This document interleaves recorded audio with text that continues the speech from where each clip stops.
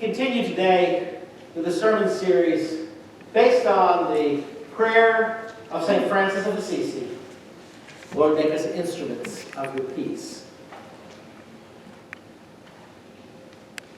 We've explored and thought about love and forgiveness, overcoming hatred, of holding on to faith even when we doubt, of turning our sorrow and our mourning into dancing. And today we're going to think about what it means to light the way, and how these work together so that we can be God's instrument of peace in our world.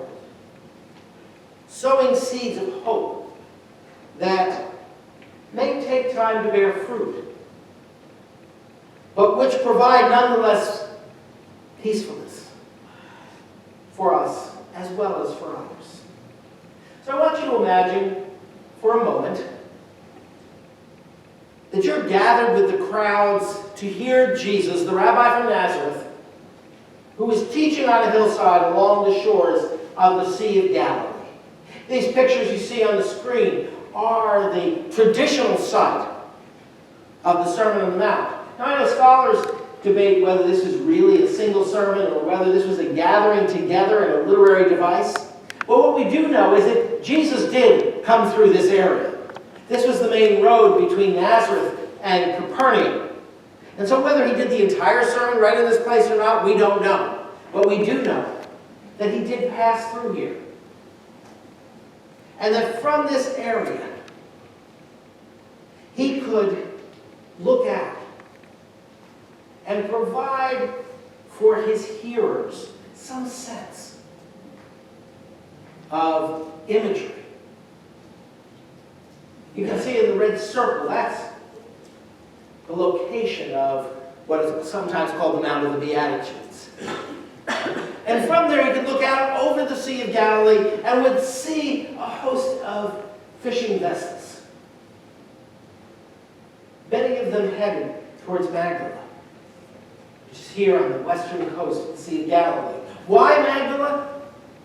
Well, the translation of its name alone will tell you something, because it is known as the place of the salted fish. The fishermen would go to Magdala,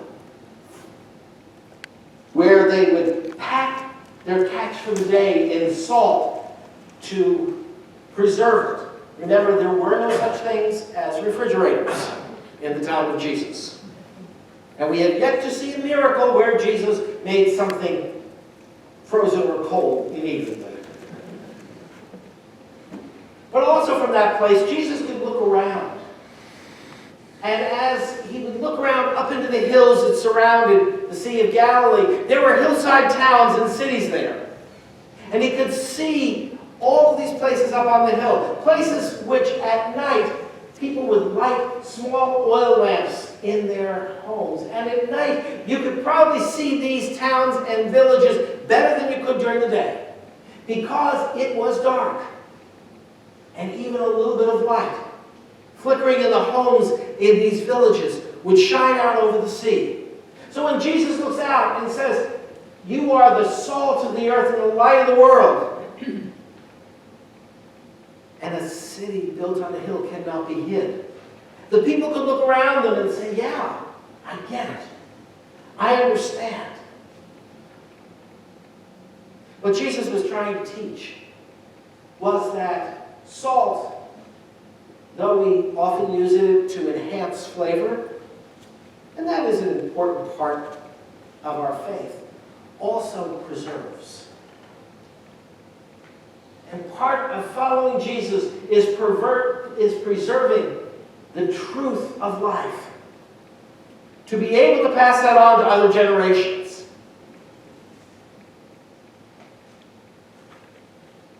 Light is absolutely important, especially at a time when there were no ambient lights, there were no street lights, there were no lights for airports, other things that we had to light up the sky. It was the moon and with these small lights. Light made it possible to see the right way to go. Light makes it possible to deal with the unknowns that are there in the darkness. It's a protection from the dangers. And at the time of Jesus, there could be real threats of danger in the darkness. To be the light of the world is to live in such a way that others can see in us a right way, a good way to go. But we need to be able to shine that out as we stand next to another so we can see where we need to go. And as we light the way for ourselves, for others, we light it for ourselves. And yes, light does serve a function of helping us orient where we are. So in the dark, you can look out and you can see a light that's there. But it doesn't always work well. Let me give you a personal example of this. I don't know if I should do this, but I will. First summer, I was appointed full-time out of seminary. I was appointed as the director of camps, conferences, and retreats at Aldersgate in Swartzwood.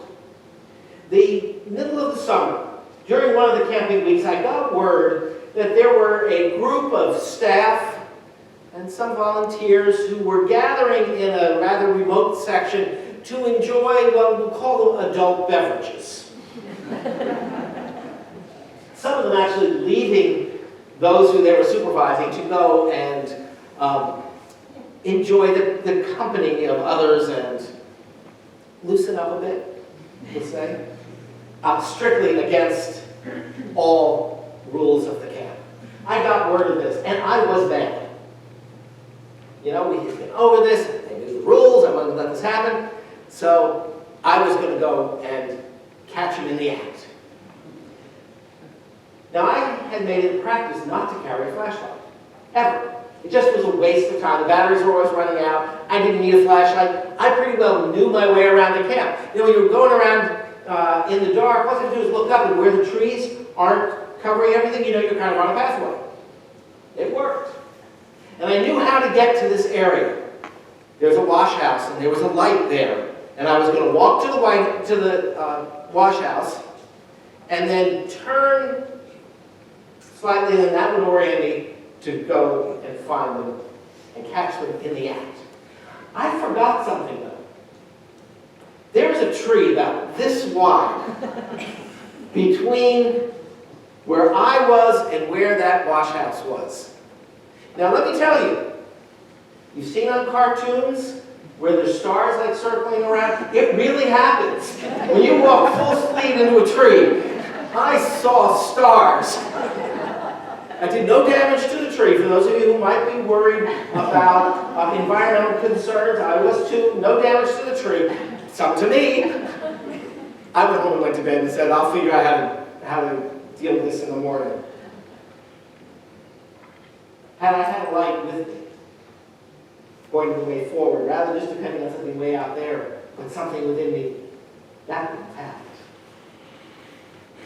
When St. Francis of Assisi prayed, Lord, make me an instrument of your peace, and added the petition, where there's darkness, let me sow light. He reflected the words of Jesus to be the light of the world. Heaven knows how much darkness there was in the time of Jesus.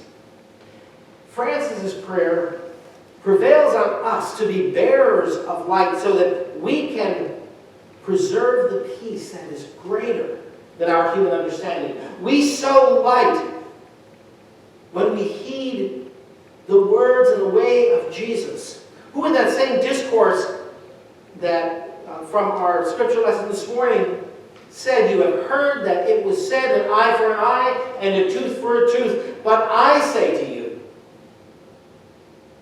do not resist an evildoer. But if anyone strikes you on the right cheek, turn the other also. And if anyone wants to sue you and take your coat, give your cloak as well. And if anyone forces you to go 1 mile, go also the 2nd mile. This is actually revolutionary and subversive. Because it seems that humanity is so programmed for retribution and payback. And Jesus is saying, you're really going to throw them off if you do this. They're not going to know how to deal with it. German pastor and theologian Dietrich Bonhoeffer was imprisoned by the Nazis during the Second World War, where he underwent brutal treatment and beatings. And those who were delivering these stopped after a while because he refused to meet hatred with hatred. He didn't respond. He didn't allow himself to try to fight back. Sadly, he was executed within a month of the end of the Second World War by those who were not there, but his own captors, those jailers who were right there, stopped their cruel treatment. When we are met with the darkness of our world, it is very tempting to respond in a like way. Have you ever received a poison pen letter or a poison email that it just really riles you up? It's something that might be attacking or whatever. And my reaction when I first get something like that is, I am going to respond. If you think you're going to get me bad, I'm going to get you even worse. I am grateful, though, that there are 2 different things you can do once you finish that. You can either hit delete or send. And I will say there are times where I do write that response with all the anger and the frustration and the rage within it, and then I hit delete. Because I've dealt with it. And I think through what will I respond, how I'll respond next. And when I do that, what I'm able to do is actually open up conversation and dialogue rather than shut it down. And I know many others, and this is not something that I discovered, but that other people helped me understand in my journey. So that we can live with humility and kindness and love and compassion and seek justice and peace with integrity as people of God. To live as Christ called us to live, as we shine light into the dark places of our world, places where despair and sorrow and hatred and violence prevail, we can and must shine light into those places where annoyance and anger and rage seem to take over. We can shine light into places where negativity reigns, when we can hear all the problems rather than the blessings that we've received. For 8 years I served as a district superintendent and went to meet with more church committees than you can shake a stick at. And in some of those places, when I would ask, well, what's good about this congregation? I might get something like, well, we had a good roast beef dinner last year.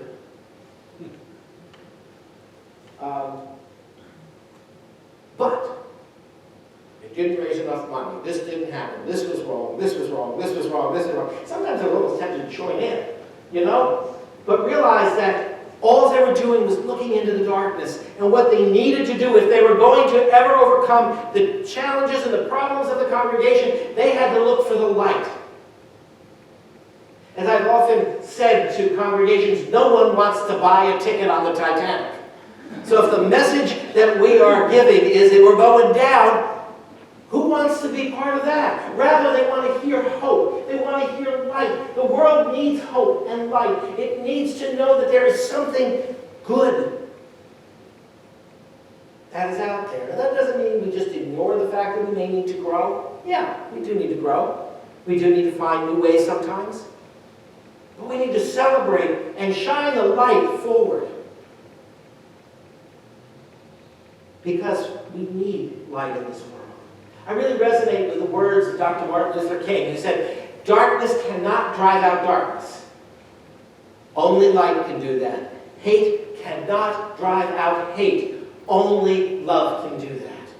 This is not easy, because it is easy to get sucked into that downward spiral. But only love and light helps us to move forward. A story is told about a lighthouse. The seacoast village that experienced shipwrecks consistently, year after year, as the storms would come up. And the villagers found themselves often recovering the lifeless bodies of sailors who had drowned and washed up on the rocky coast. And so a group of compassionate people got together and said, "We can do something." And they formed a group who would be a rescue team. And when a ship was spotted out there, they were in trouble, they would go out and rescue those who had been tossed into the stormy seas.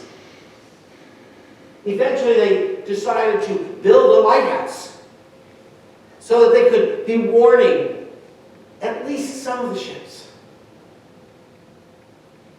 and help to save the lives of others. Over time, the lighthouse became very important, and the villagers gathered together and they put a little addition on the side and they decorated it nicely and put in comfortable furniture and made it a gathering place for the whole community. And this was such a great and wonderful idea. But then one day a ship came along and it was a stormy night and it was in trouble and people were tossed into the sea, and there were some who were saying, "Well, I don't want to go out and get all wet and cold." Some did go out. Some chose to go out and bring them in, and they brought in those who had been tossed into the sea and brought them to the lighthouse. And those who were in the lighthouse said, "Oh, they're going to get the carpets wet and dirty." And some of them don't speak our language. Some of them have a different color skin. They can go someplace else, but not in our lighthouse. And so a small group from that village gathered together and said, "Let's move downstream, or down the coast a couple miles." And they formed a new rescue team. And eventually, they built a new lighthouse. And they continued that work, going out and saving the lives of people who were caught in the storms and the darkness. And the first lighthouse grew dim. And soon its light was gone. And the people disbanded. God calls us to be the light. To let light shine. Not for ourselves, but for the world around us. When we are doing that work, God continues to bless us. Our light does not go out. But the work of bringing the wholeness of life into the world in which we live is too important for God to wait on us. If we won't do the work, God will move on to somebody else. And so we are called to share the light and to be the light of the world that Christ calls us to be. It's too important to hide away. And Christ has invited us to be that light. And as long as we continue to see our mission of being light in the midst of darkness, our light will always shine.